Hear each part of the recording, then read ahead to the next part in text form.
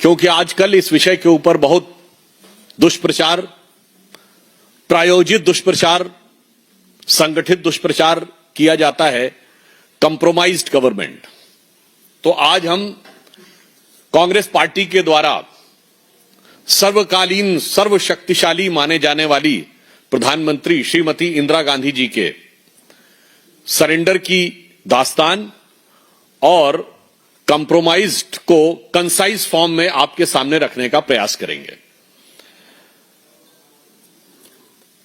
श्रीमती इंदिरा गांधी जी के संदर्भ में चूंकि कांग्रेस ने किताब की शुरुआत की है, तो कांग्रेस को ध्यान रखना चाहिए कि किताब का हिसाब बहुत खराब है उनके हिसाब से।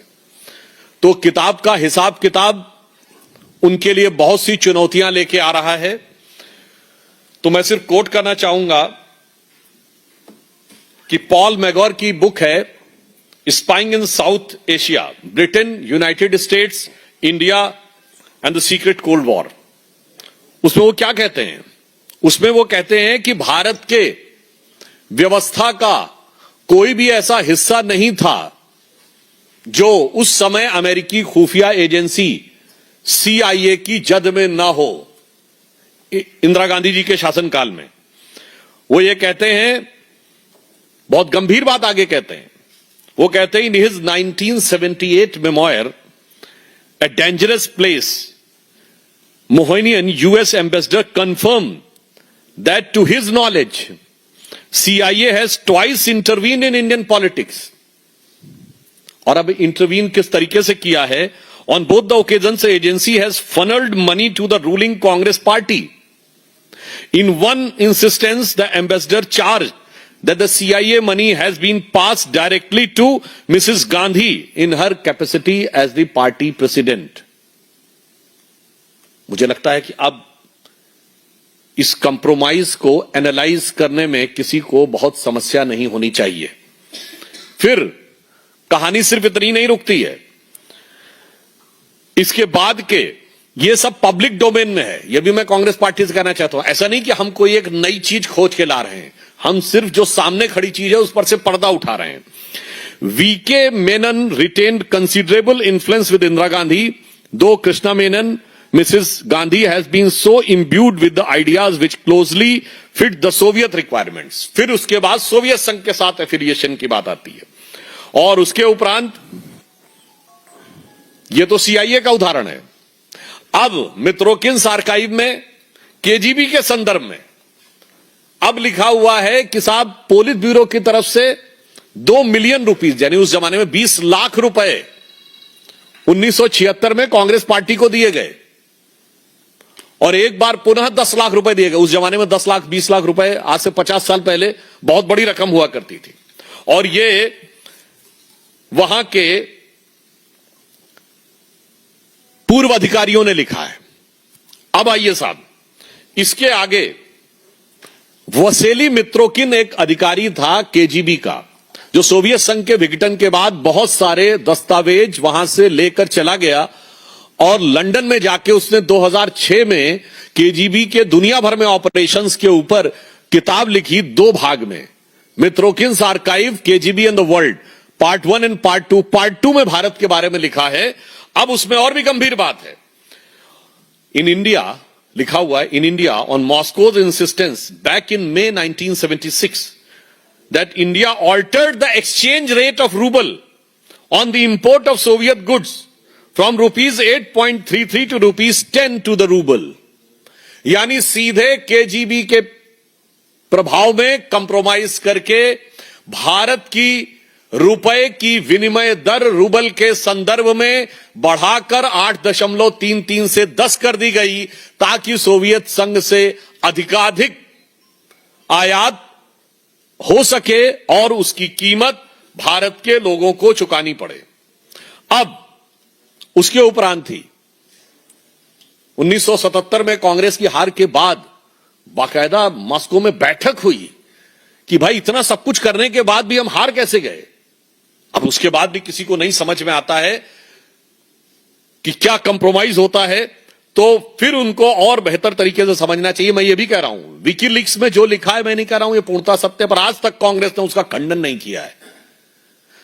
विकीलीक्स में लिखा हुआ है कि जो न्यूक्लियर टेस्ट पाकिस्तान करने जा रहा था in the decade of early 80s, और इस बारे में एक अमेरिका के जो न्यूक्लियर इन्वेस्टिगेटिव एनालिस्ट हैं रिचर्ड बर्लो, उन्होंने भी अपनी किताब में लिखा कि इन अर्ली 1980s पाकिस्तान के कहूटा रिएक्टर को डिस्ट्रॉय करने के लिए एक प्रस्ताव आया और इजराइल उसमें सहयोग करने को तैयार था, मगर मिसेस गांधी इसके लिए तैयार नहीं हुई। और अगर ऐसा हो जाता तो आज भारत नहीं, उसने लिखा है, विश्व में बहुत सारी समस्याओं का समाधान हो सकता था। तो आज जवाब इस बात पे चाहिए कि आप तैयार क्यों नहीं हुए जब सब सारी चीजें तैयार थीं।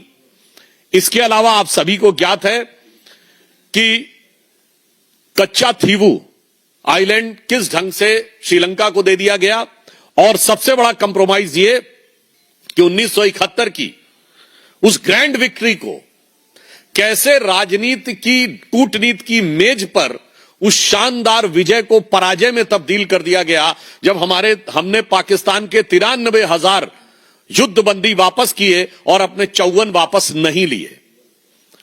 पाकिस्तान ने हमारा 30,000 स्क्वायर मील का जो इलाका कब्जे में है वो नहीं वापस किया, और आज का जो पाकिस्तान यानी तत्कालीन पश्चिमी पाकिस्तान का 2,500 से 3,000 स्क्वायर किलोमीटर जो हमारे कब्जे में था वो वापस कर दिया गया। मैं पूछना चाहता हूं, 93,000 देके 54 वापस ना लेना, ये कौन सा कंप्रोमाइज था और ये किसके आधार पर किया गया था? और मैं तीसरा भी उदाहरण आप सबको बता देना चाहता हूं। 1974 का पोखरण का परमाणु विस्फोट भारत के अनाउंस करने से पहले रशिया और अमेरिका दोनों ने अनाउंस कर दिया था कि इंडिया हैज कंडक्टेड टेस्ट। यह इस बात का प्रमाण है कि भारत की गोपनीय से गोपनीय जानकारी भारत से पहले उस समय की विदेशी शक्तियों के पास थी, और उस समय इंदिरा जी की सरकार ने बड़े विनम्र स्वर में झुककर कहा था, ना ना, हमने ये हथियार के लिए नहीं किया है, हमने शांतिपूर्ण कार्यों के लिए किया है। इसीलिए भारत पे प्रतिबंध नहीं लगा था। उसकी वजह 1998 में जब 11 मई को दोपहर 3:15 बजे अटल जी ने कहा था, India has conducted a nuclear test in Pokhran range, it was a shock to America and to Russia both. और हमने कहा था, we are the nuclear state, और हमने अपना न्यूक्लियर डॉक्ट्राइन अनाउंस किया था, और इसीलिए हम पर प्रतिबंध भी लगे थे। तो बहुत साफ है कि किसने किस दौरे हुकूमत में कब किस प्रकार से कंप्रोमाइज किया है। अब मैं एक और कोट करना चाहता हूं। One of the American intelligence officer who served in सब continent later recalled that the CIA agents were to be found, according to Madam Gandhi, beneath every charpai and behind every neem tree. मतलब वो कह रहा हर चारपाई और हर नीम के पेड़ के पीछे तक CIA की पकड़ है। हर नेशन क्या आयरन लेडी के हाथ में चल रहा था। तो गजब का राष्ट्रवाद था और गजब की राष्ट्रीय सुरक्षा थी। इसलिए मेरा यह कहना है कांग्रेस पार्टी से, और इतना ही नहीं, मैं अभी आपको उसका डिटेल नहीं दे रहा हूं, जस्ट आपके फूड फॉर थॉट के लिए कह रहा हूं। एक येवेग्लेना एल्बर्टस ने किताब लिखी, स्टेट विद इन स्टेट। चलिए, आप कहेंगे ना किताबों का उदाहरण है। उसमें केजीबी की तरफ से कांग्रेस की फर्स्ट फैमिली को दिए जाने वाले पैसे के लेटर नंबर, रिजोल्यूशन नंबर तक लिखे हैं, डेटेड 20 दिसंबर 1985। और उसमें यह भी उल्लेख है कि 1992 में सोवियत संघ के विघटन के बाद रशियन गवर्नमेंट से जब कहा गया कि येवेग्लेना एल्बर्टस की किताब स्टेट विद इन स्टेट में जो बातें लिखी हैं वो सच हैं क्या, भारत के अंदर पैसा दिए जाने की, you know what was the reply as per that book? What was the reply of the Russian government? Yes, it is true, but it was required to safeguard our ideological interest at the time. मुझे लगता है कि Congress party को और श्री राहुल गांधी जी को ये left hand spinners जो spin थमा रहे हैं, वो शायद आप लोगों को पता हो कि गुगली बॉल होती है ना, वो जो ऑफ स्पिन बॉल जो लेग स्पिन के एक्शन में फेंकी जाती है, उसका लेफ्ट हैंडर का जो काउंटर होता है वो चाइनामैन होती है क्रिकेट में।